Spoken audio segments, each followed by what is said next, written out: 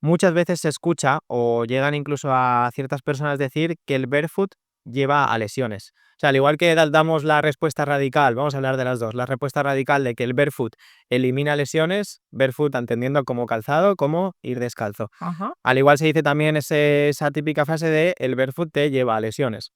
¿Qué piensas de por qué se pueden dar estas respuestas, vamos a decir, tan radicales de ciertos sectores? Lleva lesiones siempre y cuando no hagamos una progresión adecuada y una transición adecuada. Ujú. Eso es así. O sea, estamos durante mucho tiempo usando un calzado desde bien pequeños que muchas veces hasta nos calzan sin haber caminado siquiera. Los nenes los calzan sin haber caminado, eso es un error. Hay que empezar a calzarlos desde que empiezan a caminar. Y el calzado ha de ser un calzado lo más liviano posible, simplemente protector, para que esos músculos se empiecen a fortalecer y se vayan formando de una manera adecuada, sin tener ningún estabilizador externo. Al final, si tú utilizas en un nene controles de estabilidad, al final ese pie no se va a fortalecer en la vida. Entonces, bueno, es cuestión de que nosotros nos demos cuenta de que si llevamos tanto tiempo con un calzado convencional y queremos pasar a un calzado que no tiene ningún elemento estabilizador, ni drop, ni en suela fina, tendremos que hacer una progresión. O sea, no podemos pasar a 100% a un calzado minimalista porque sí o sí nos vamos a lesionar. No hay otra. Aunque estemos bien de salud, tengamos musculatura adecuada, flexibilidad, hay que hacer una progresión. Es súper importante. Entonces, claro que nos lesionamos. Y hablando de esa transición, ya que es un tema que te decía, el tema de la transición, mucha gente llega a este mundo del barefoot y dices, tiene todo el sentido, ¿no? Vemos calzados, que ahora podemos enseñar alguno, vemos esas puntas estrechas, Correcto. miramos a nuestros pies y como que no encajan, ¿no? Entonces dicen, vale, la gente llega a la conclusión de que esto es lo que necesita como objetivo. Pero claro, también está el punto de que, pues, por X motivo no acuden a un profesional, no se basan en un conocimiento profesional y hacen ese cambio drástico. Entonces se lesionan y llegamos a esa perspectiva de el barefoot es malo o no es para mí. Oh, Entonces, como hemos dicho, hay que hacer un proceso de transición. Es como cualquier cosa que queremos cambiar, necesita un proceso de adaptación en nuestro cuerpo. correcto. ¿Cuáles serían para ti las, vamos a decir, 2, 3 claves que hay que seguir sí o sí en ese proceso de transición para evitar ese tipo de lesiones? Lo primero, acudir a un especialista Vale. que te valore, lo menos importante. Y en caso de que no se pudiera, por los motivos que fuese, yo siempre aconsejo primero que caminen descalzos por casa, ¿vale? No es lo mismo, evidentemente, caminar por terreno de césped, un terreno un poquito más amortiguado, que el piso del suelo de casa, que es más duro. Claro. Pero por lo menos empezar a caminar ya descalzos y que ese pie empiece a notar esa inestabilidad a nivel del terreno, que empecemos a reaccionar esos receptores que tenemos en nuestra planta del pie, esa sensibilidad, para que ese cerebro empiece a recibir esa información, empiece a resetearse y empiece a captar información para empezar a controlar ese movimiento, que es lo que se llama control motor.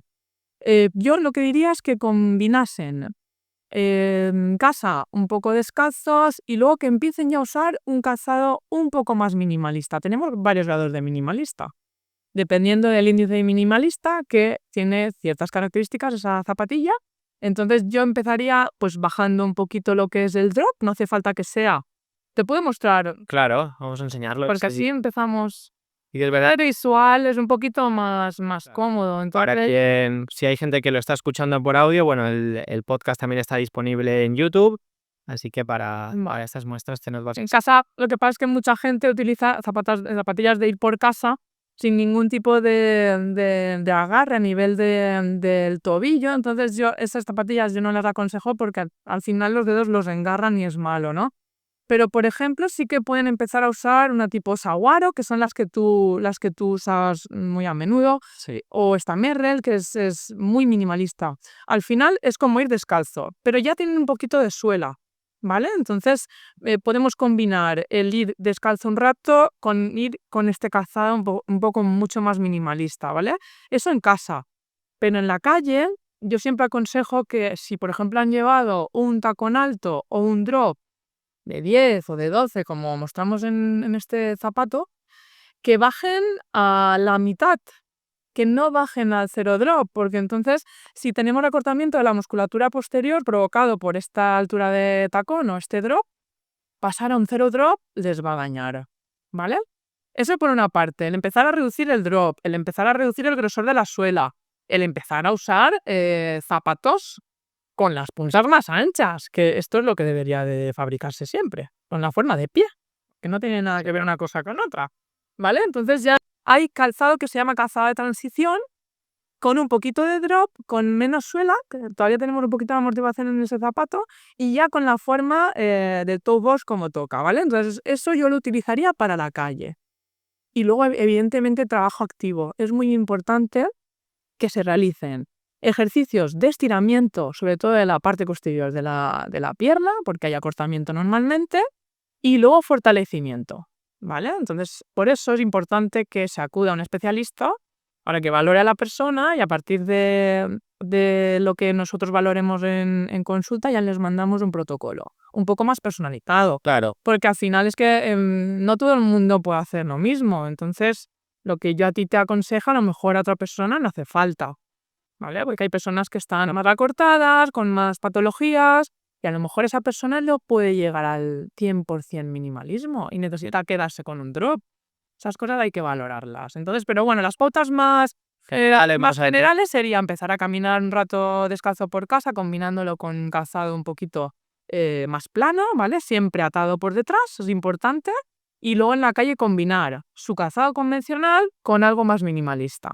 Y a partir de ahí, con ejercicio activo, empezar a trabajar este pie. Y sin prisa, pero sin pausa, ¿no? Como Es muy importante. Al final, yo siempre digo que por lo menos necesitamos un año de progresión.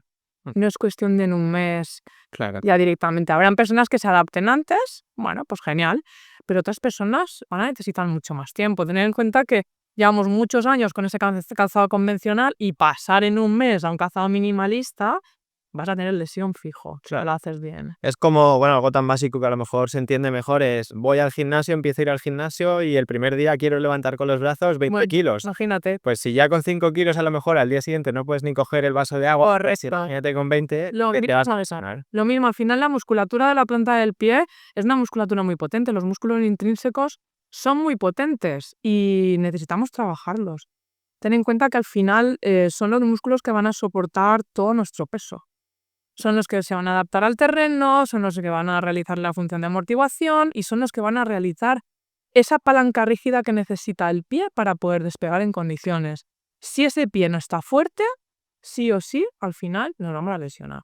Entonces, si partimos de que venimos de utilizar órtesis plantares con un zapato estrecho, convencional, y vamos a pasar a no usar nada, no, el cuerpo va a decir, aquí algo sucede, pues venga, voy a reaccionar de manera errónea, entonces te lesionas.